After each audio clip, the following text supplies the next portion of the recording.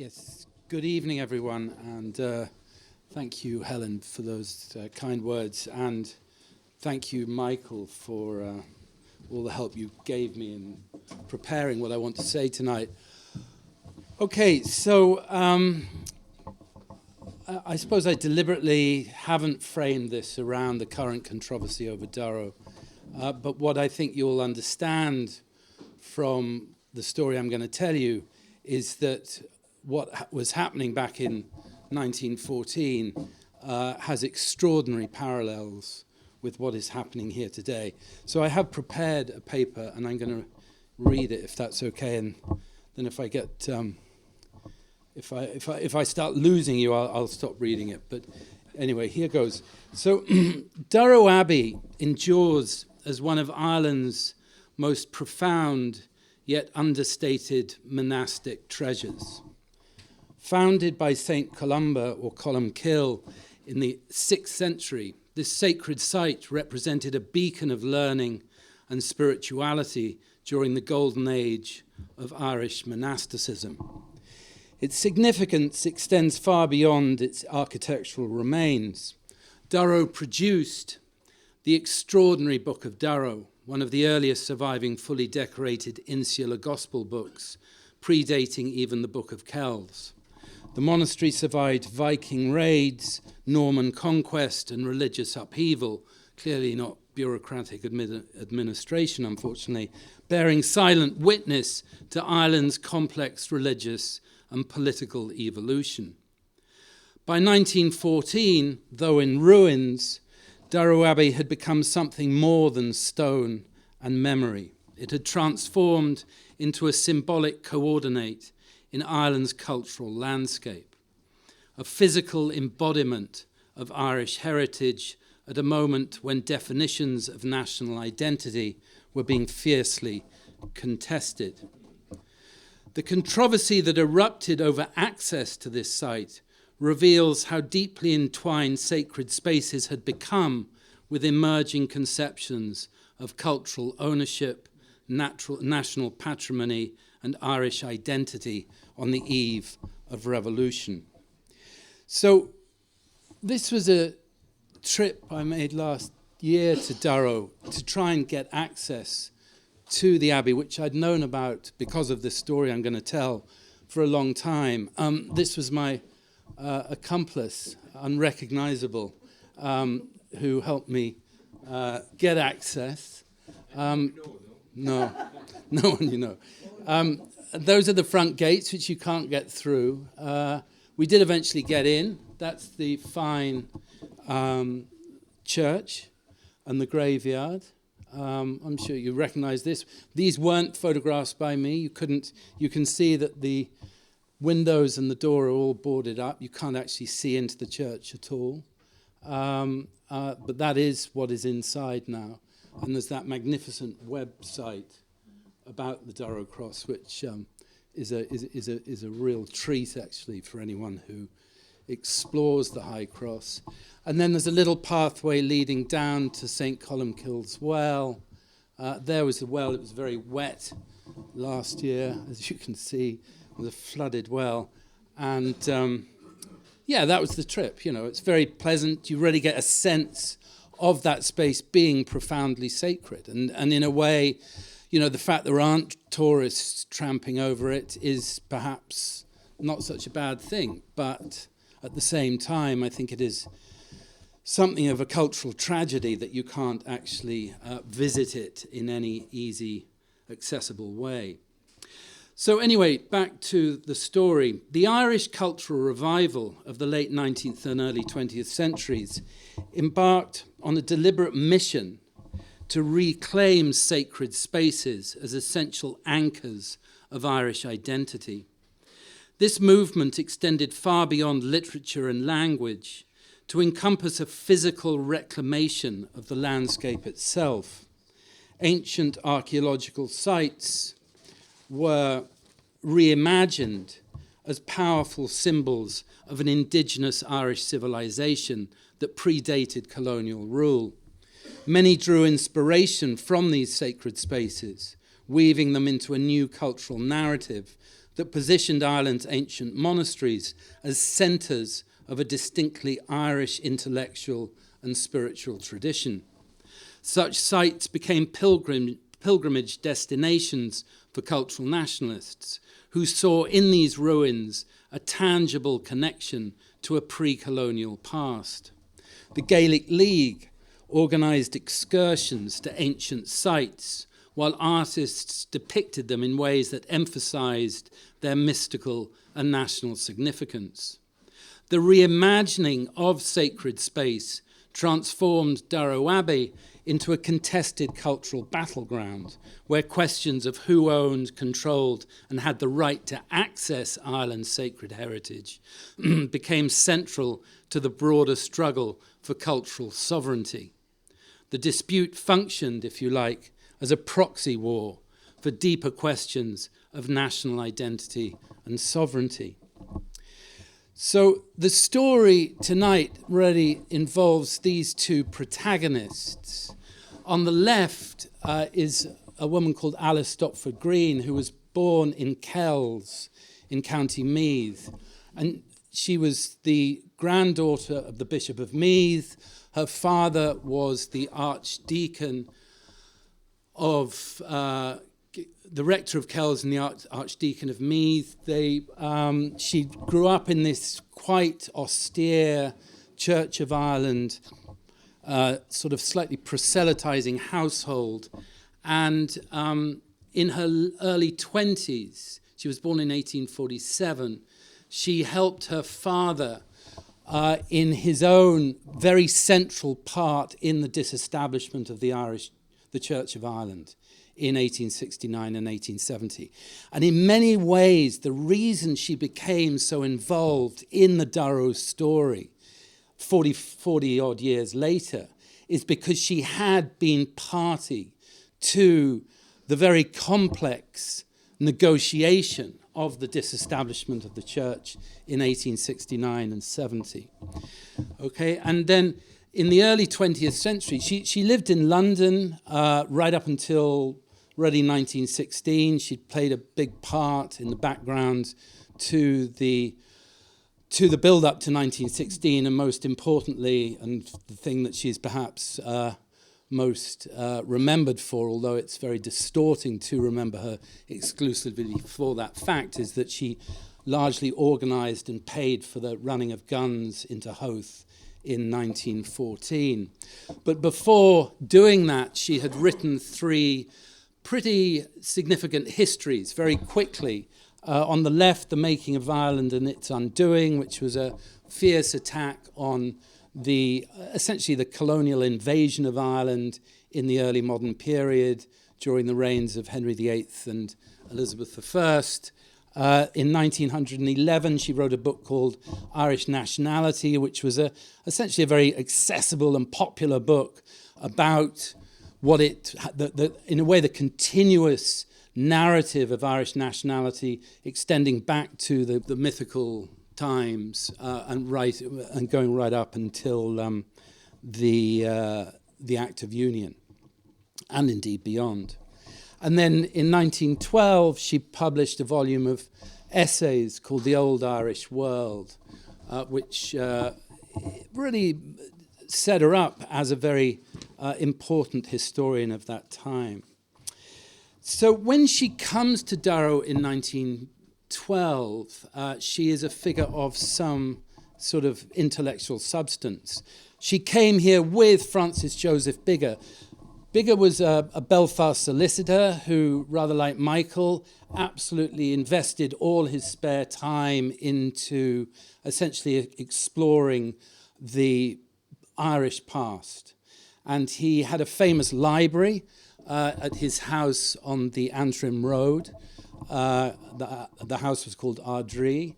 And that became essentially an incubating, a hothouse for nationalism in the 1890s and early 20th century. He was also refounded the Ulster Journal of Archaeology in the early 1890s, which had gone out of circulation for a good few years.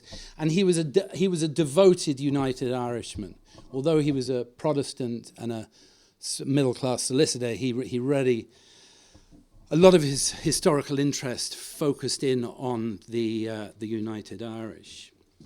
So anyway, in 1912, he and Alice Stopford Green arrived in Biggar's huge motor car along the N52 and turned into those gates which you saw and tried to get access to Durrow, and they couldn't.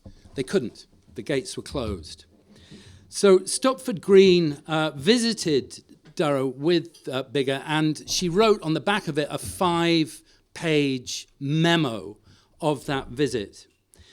And it really reveals the complex interplay between sacred space, cultural heritage, and colonial power dynamics. What's very evident is the emotional essence of her description is one of profound sadness and indignation at witnessing the desecration of a sacred Irish site, where ancient religious heritage had been replaced by neglect, the nettles were overgrowing in the graveyard, carved stones had been repurposed into a kind of rockery, and the sacred holy well had been appropriated in her eyes. And she expressed bitter irony about the contradiction between the excessive security measures ostensibly protecting the cross and the general disregard for the site's spiritual significance, and suggesting that these restrictions actually serve to separate the Irish people from their cultural patrimony. And she noted the physical barriers, and she wrote about the flaming caution boards telling people to stay away, or if they didn't, they'd be fined. The lawyer's locks, and what she described as the locks that it could only work from the inside. So essentially, the whole place was closed down. Those were 2 photographs that Biggar took during that visit, which are now held in his collection of photographs in Belfast. On the left, you can see the nettles overgrowing the gravestones and the front of the church covered in ivy, and it looks pretty neglected. And here you can see the cross. Conversely, it's the ground around it is cleared. It looks very well, actually. And so those threats on the caution board saying that people were sort of gradually vandalizing the cross doesn't appear to have been the case.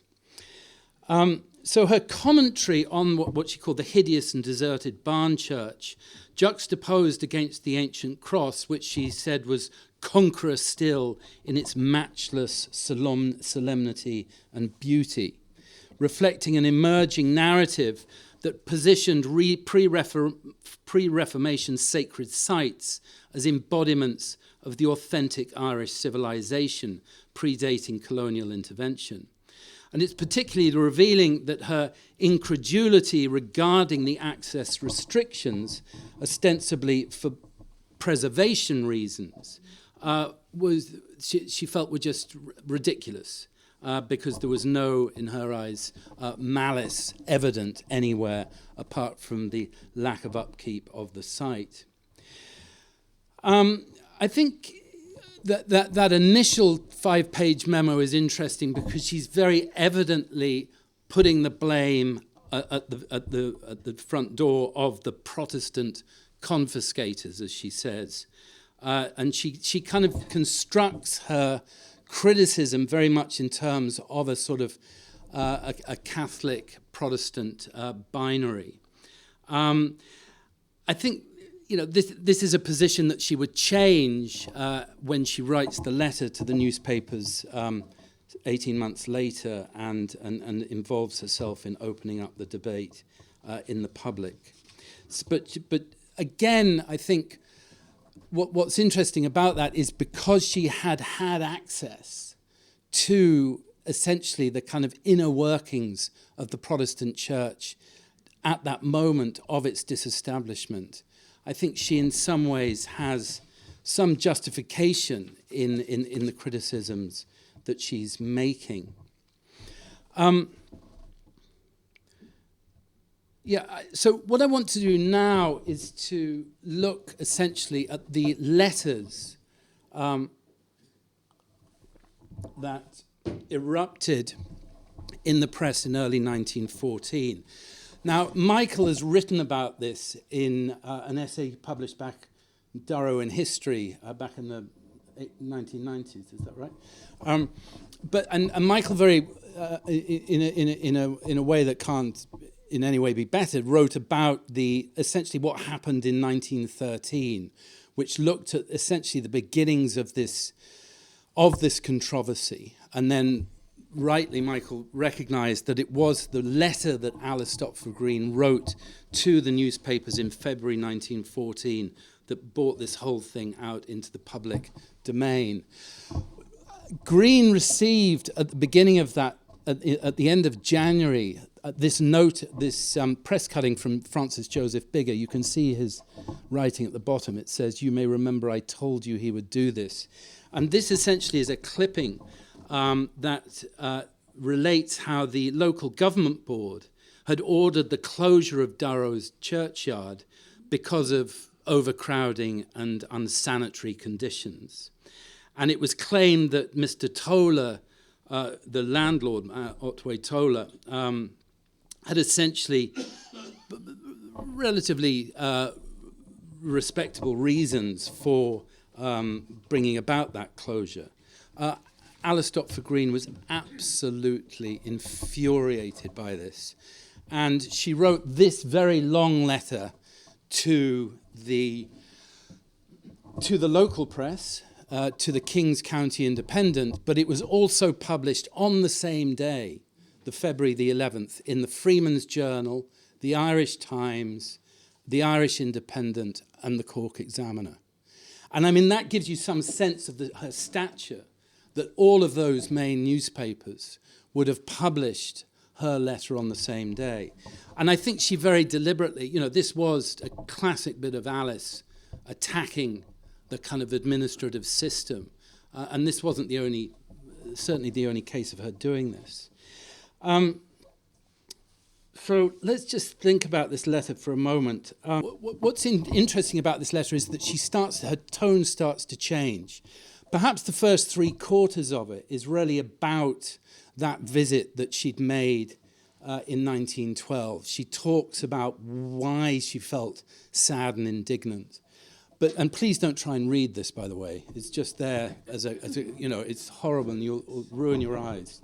They're not ruined already. But at the end, she comes round to talking about how what has to happen is that Ireland has to start rethinking how land itself is, and especially sacred territory, is essentially looked after and administered.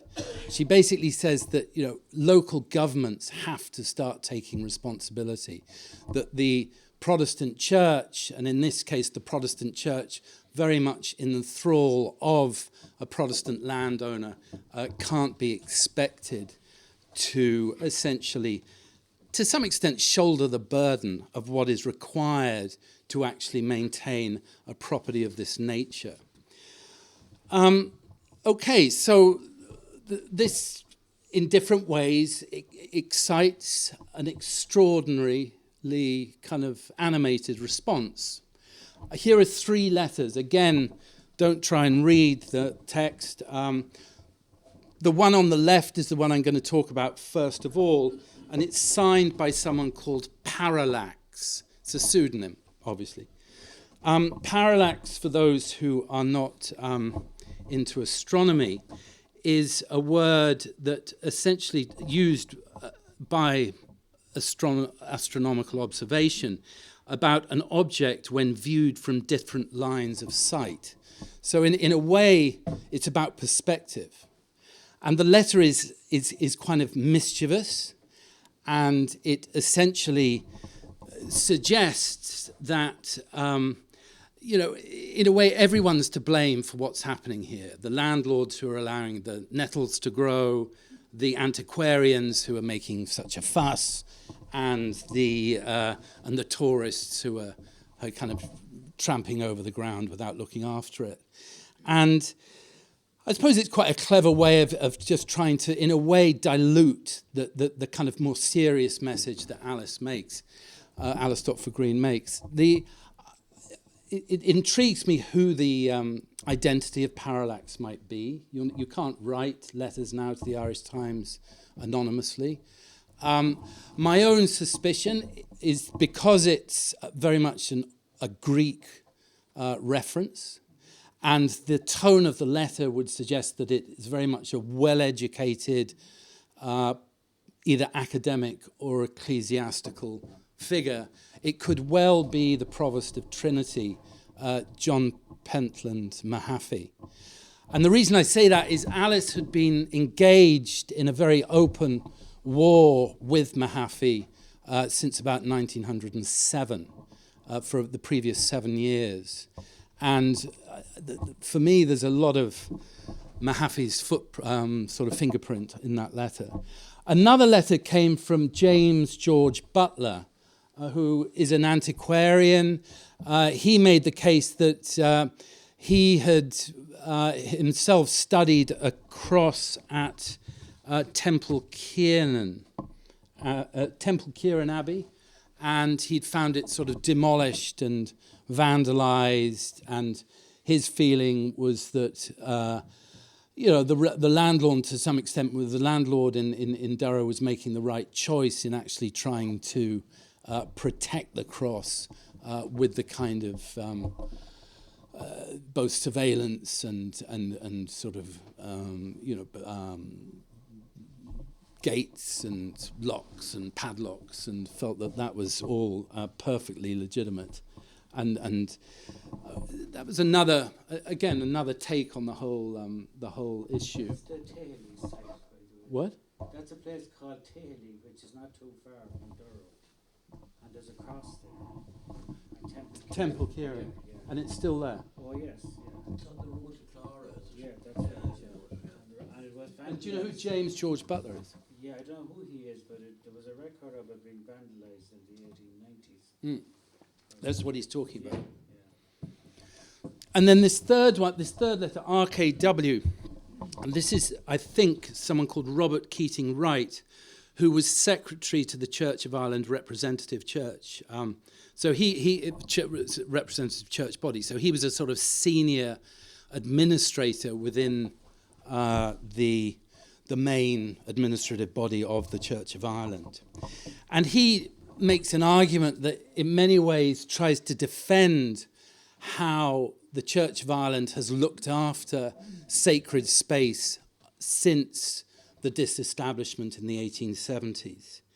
And it's not a particularly strong one, it has to be said, but nevertheless it's one that Alice would return to when she returns to the fray in early March.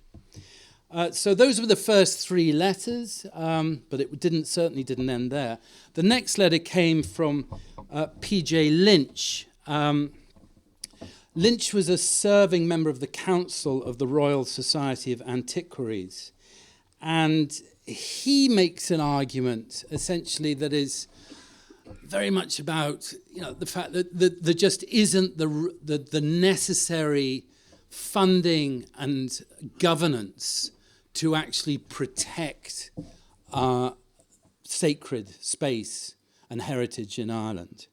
And he essentially highlights the struggle that the Royal Society of Antiquaries has had to essentially put up with for years in their own efforts to actually protect heritage. And so in some ways he's kind of sympathetic with what Alice Stopford Green is saying. He says, things have to change and change for the better.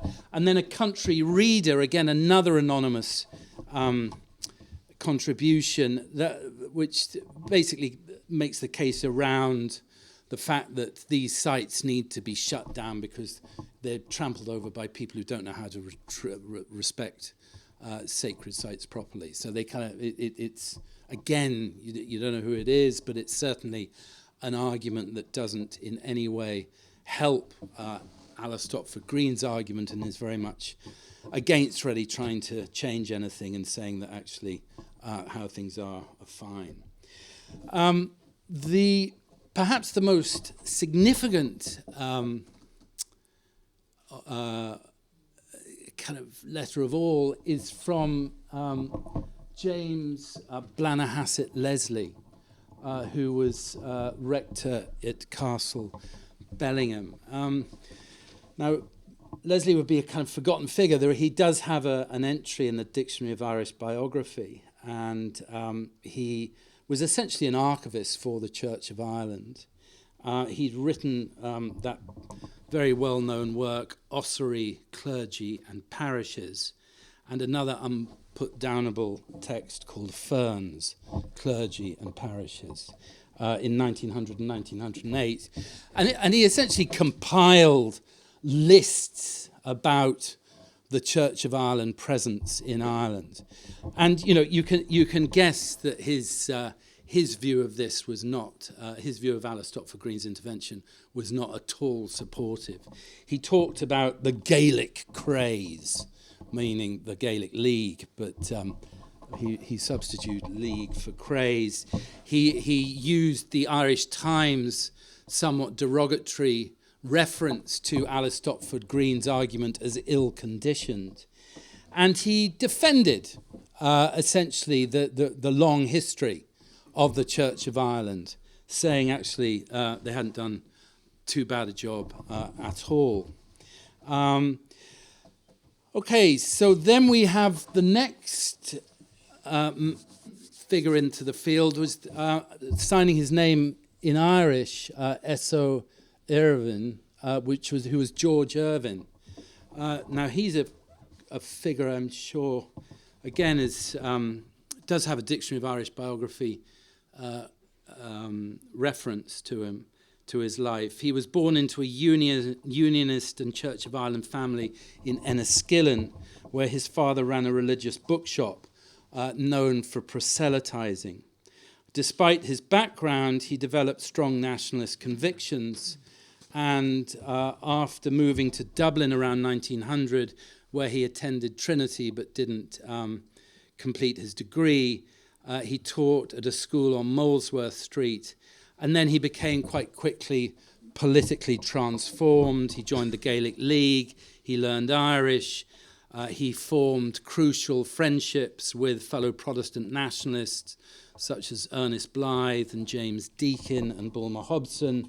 He was recruited into the Irish Republican Brotherhood around 1907. He became increasingly involved in Sinn Féin circles. He was on the executive by 1910 and had risen to a very senior level within the IRB. And he was also setting up these organizations at that time to start restructuring Protestantism in Ireland in order for it to embrace this zeitgeist around cultural nationalism. And those were the Committee of Protestant Gaelic Leaguers. And Alice Stopford Green actually, although it's very difficult to track her direct involvement with the Gaelic League, there is no shortage of evidence to show how she was encouraging the Gaelic League to develop at every level. And she was very close to Douglas Hyde and obviously Owen MacNeill and other key figures involved.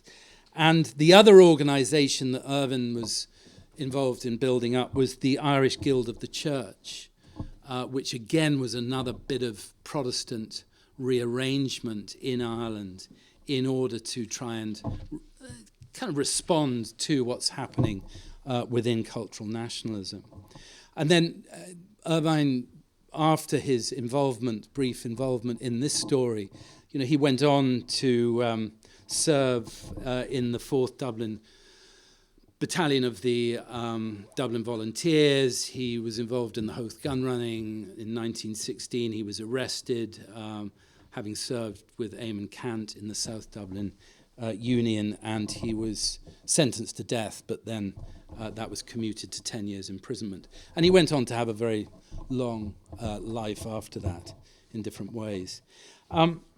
So anyway, Irving positions himself in the Durrow access controversy as a kind of moderate voice. It's very interesting. I mean, he's kind of, he's not really buying into what Alice is saying. I often think he must have known Alice Stopford Green relatively well at that stage by 1914.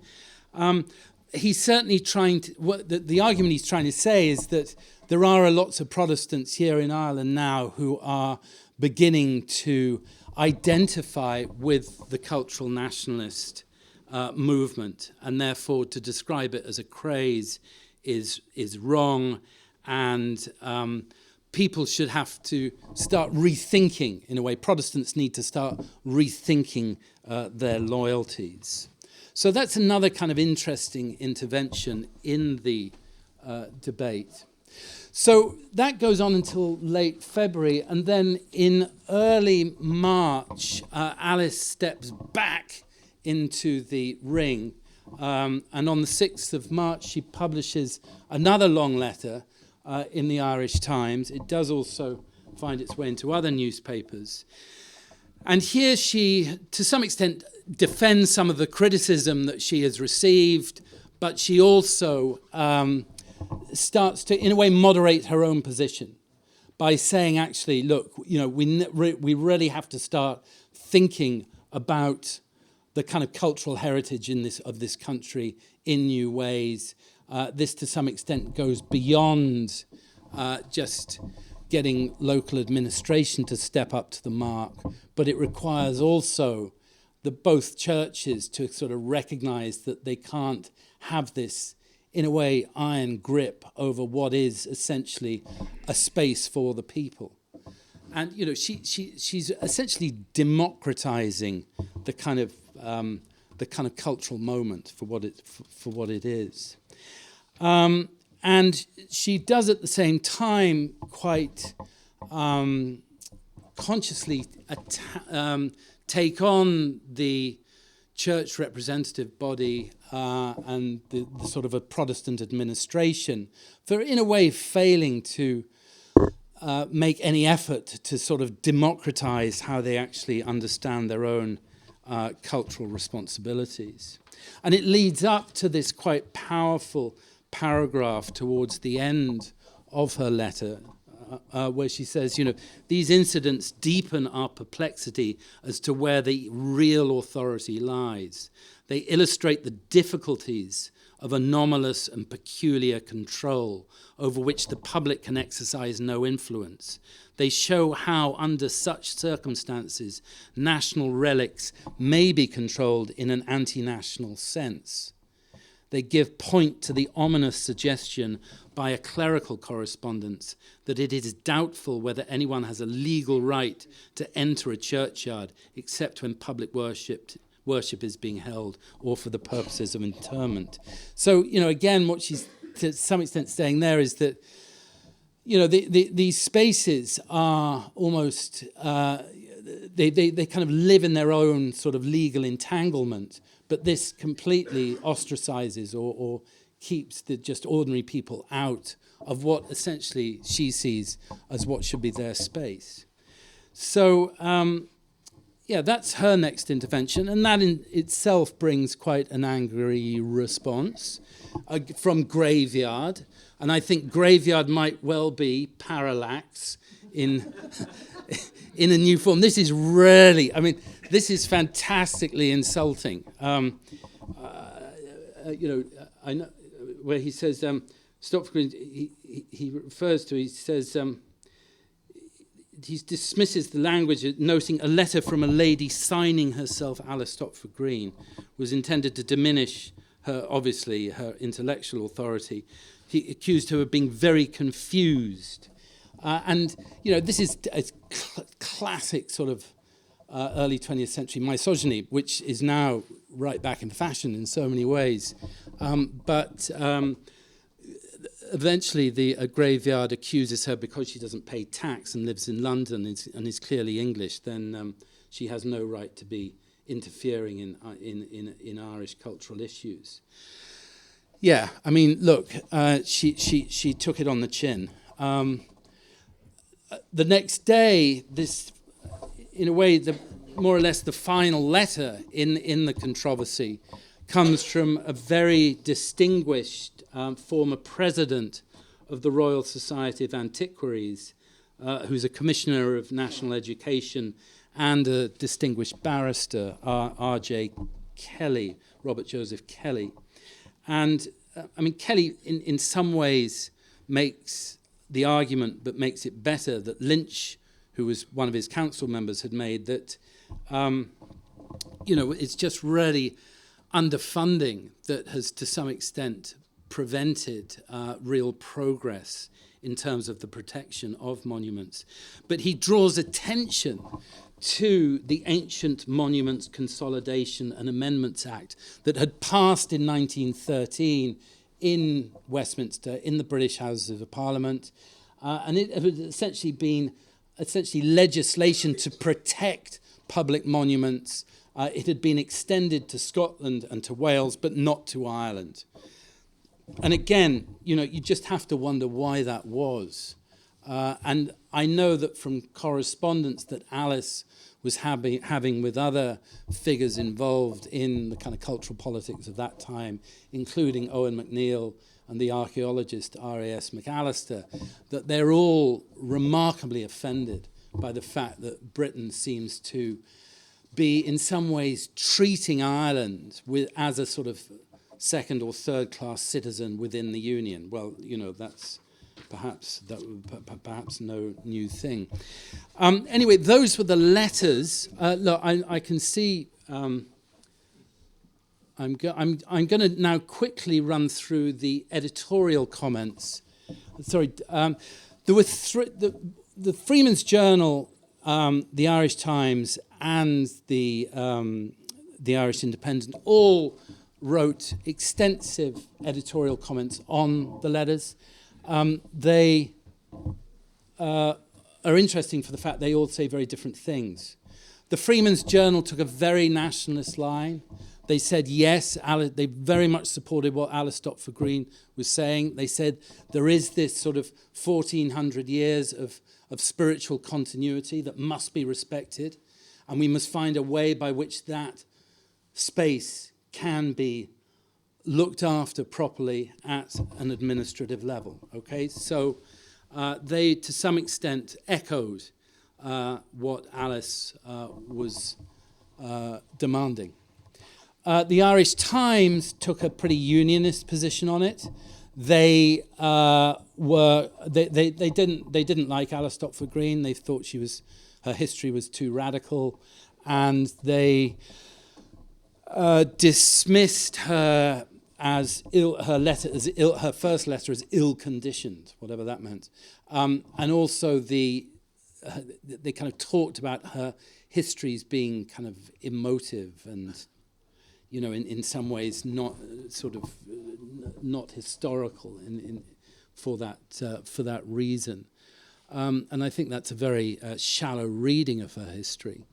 And then essentially, but what they do recognise is that this is a big issue of public interest, and it's something that really needs airing at a national level, and so in that sense they supported her in the kind of larger intention she had.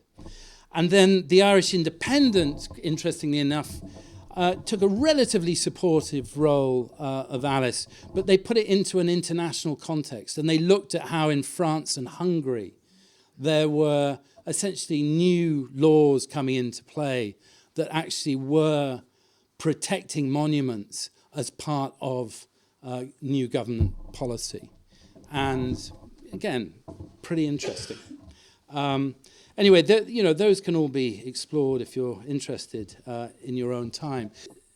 What you recognise, perhaps most importantly, is this kind of struggle between private ownership, this notion of kind of deep sacred space that to some extent functions outside and beyond the law, and indeed the need to actually start reforming government so that it is in different ways meeting the needs of the present moment. And again, I think what Alice is very intentionally doing is she's using the Durrow controversy, or the Durrow Abbey access controversy, to actually awaken people's minds across the country to the need to start thinking about cultural issues differently. And I think she achieves that. I think it has to be said that given the amount of column space that this controversy generates, she to some extent gets the outcome she's looking for. It doesn't go away though. 4 years later, Alice becomes, in a way, the kind of initial strategic organizer of Women's Day, which is Lana Morn, essentially a day that was intended for the women of Ireland to sign a pledge objecting to conscription. And it was a huge moment. You know, the war had 6 months to run or something, or less, 5 months to run. And there was massive momentum in actually trying to keep Ireland away from the kind of the slaughterhouse that the Western Front was. And what Alice was clearly the principal designer of the pledge on the left. And as you can see, it's very highly decorated, illuminated. In the middle on the left, you can see the Cross of Durrow. At the top, you can see essentially an effigy of St. Columkill in the Long Tower Church overlooking the Bogside in Derry, which was his other great monastic settlement in Ireland. On the right, you can see the Round Tower in Swords associated with Columkill. And then at the bottom, the City Hall in Dublin, which is where the pledge was itself signed. And of course, the pledge happened. There was a huge protest. There were protests all over Ireland. Alice led the protest from City Hall to the short walk to Christchurch Cathedral. I mean, she's in her 40s, 53, 60s. She's in her 70s by now. And of course, you know, you can see how very consciously the Women's Day is being connected to the kind of legacy and memory of St. Columkill. And so there what she's doing is she's essentially invoking the kind of historical presence of St. Columkill as a way of deepening the kind of women's cause in Ireland, as well as connecting it to a profoundly spiritual tier of Irish history. And so that's essentially the activization of Alice Stopford Green's history of St. Columkill in 4 years after the access controversy. And then in 1925, and we're in 2025 this year, she writes history, not a history or the history, just history of the Irish state to 1014. This was her last monograph that she published in her late 70s. It's an extraordinary book.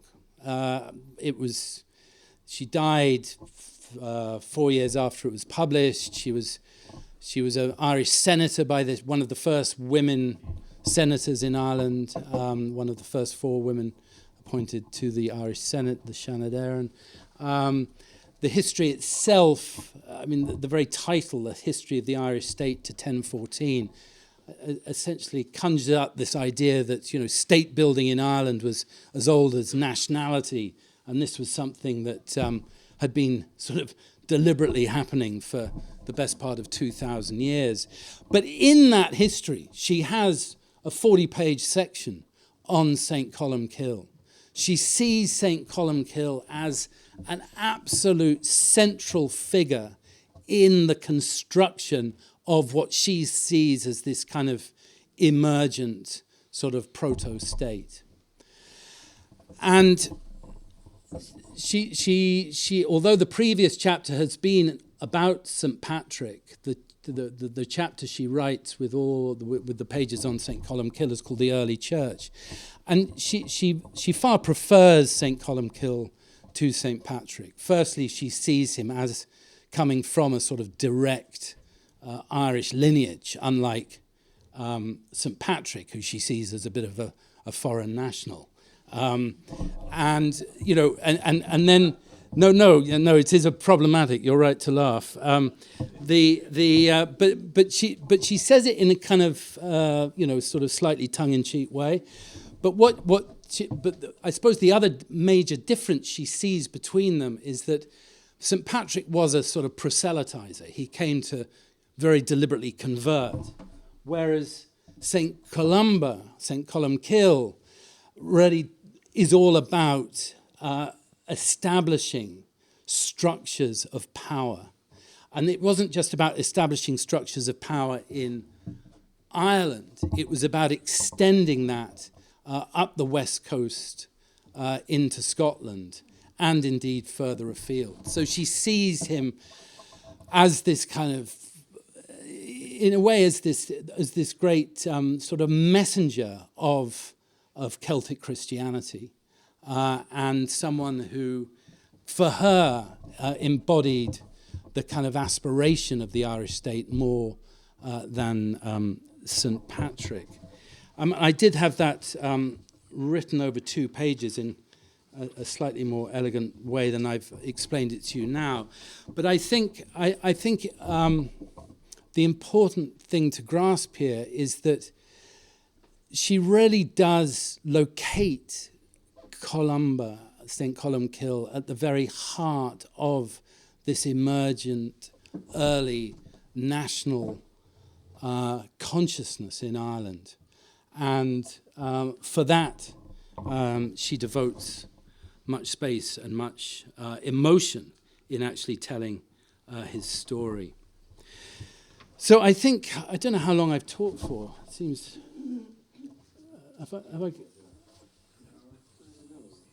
I'm sorry. I've 50. I think that's enough, more than enough time actually. So I suppose that just to maybe just draw a few points to conclude. I suppose that the reason I came here a year ago, apart from the fact that my son was competing in a Rubik's Cube competition in the local hotel, was the fact that I was really fascinated to visit Durrow, and I suppose it was very. I knew this story already. Partly, I didn't in any way have the detail that I've given you this evening. But what has been clear through my conversations with Michael, through my conversations this evening with your heritage officer and with Helen, is that this is something that actually does need sorting, because Durrow is an extraordinarily important international symbol of kind of peace, spirituality, and belonging. And it's very sad to actually see how it is still essentially kept outside the kind of apparatus of both heritage and indeed state governance. So I hope that within the kind of questions that we might now try and find answers to, that we can try and work out how Durrow can actually be repositioned and reframed in a way that makes it accessible and puts it back into the kind of constellation of sacred space in Ireland. Thank you.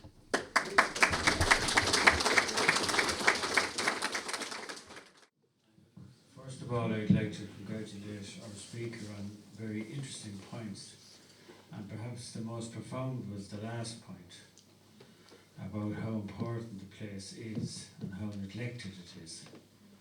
And I think that has come across through all the work of Alice Stopford Green in 1914 Now the battles between Catholics and Protestants are all over, thanks be to God. And new things have emerged, i.e. we're battling with the OPW, who haven't got great publicity in recent times about the way they're treating Durrow. As you may know, the state bought the site for 3.2 million and 70 acres in 2003. And that was to resolve all the issues of rights of way and ownership that had been fought about from the time we had our first meeting about Durrow in 1990, when our then chair was Tom Galvin. And Mr. Waterstone was here for that meeting and was very supportive of what we were trying to do.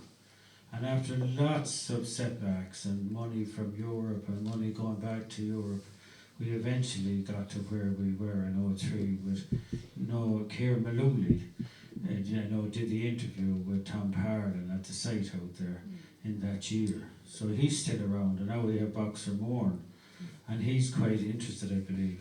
And we've had a succession of ministers from 03 down to 12. Even Michael D was here in 96. Outside the door here, and he was the Minister for Culture at the time. So we've had no end of political interest, but what we haven't had since Brian Cowan and Tom Parlin retired is political influence. We haven't anybody to carry the torch for us in the Cabinet about the importance of getting the Durrow issue resolved. Tom Parlin lost his seat in 07 and his ministry.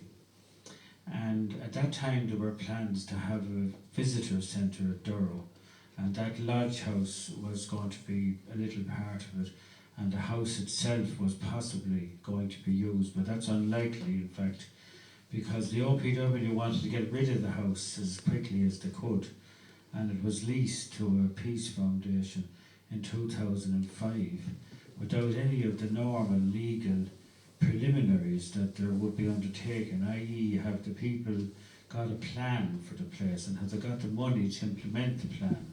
That's a standard legal requirement, but in this case that was forgotten about.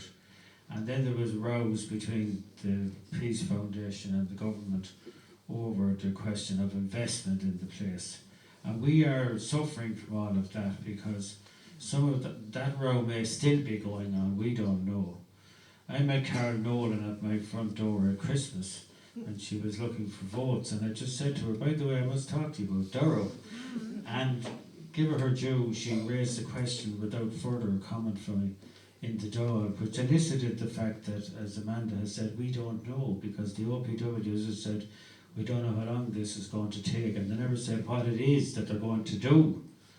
But of course they seem to be doing a minimalist thing now, which is just to clean up the church, sort out the dry rot that emerged in 16, and that's it then. They have no more plans, and it's a long way from the plan that the Parlin called ministry had in 07, and that's what we'd like to get back to, where the visitors can go to Durrow and they can be pleased with what they see, and they can look at replicas in Durrow in the big house there, because you need that big house for the parking and all the services that are necessary. You can't put them in any part of the area going down to the church, but you will need them. Parking will be essential, toilets, all the normal stuff that one has to put in.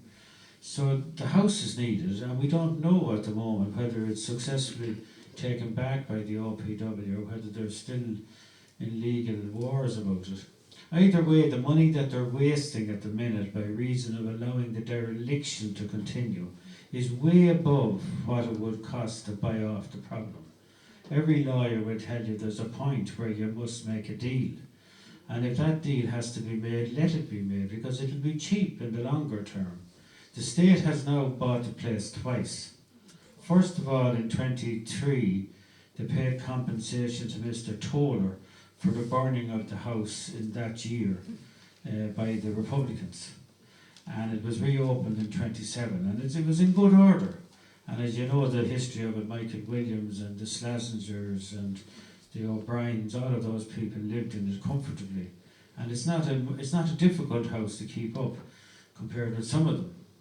And additionally now, that it was in good order when they bought it, but now it's in bad order, and it's going to cost a lot of money to restore it. And the reason it's going to cost a lot of money is because they've neglected it.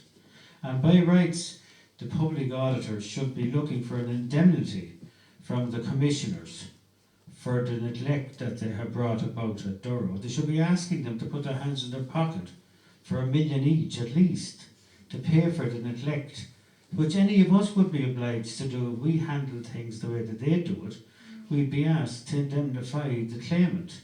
We are the claimants here. The people of this area and of the state own Durrow, and they're entitled to see that it's looked after properly. And from just a local perspective, we're getting a very bad deal from the OPW. We've only Clonmacnoise, which is 30 years old now in terms of interpretation. They're bringing 150,000 to it. There was talk that Durrow would act as a siphon and take away some of the big lot of numbers that were going there, which is a good possibility and would be a good idea.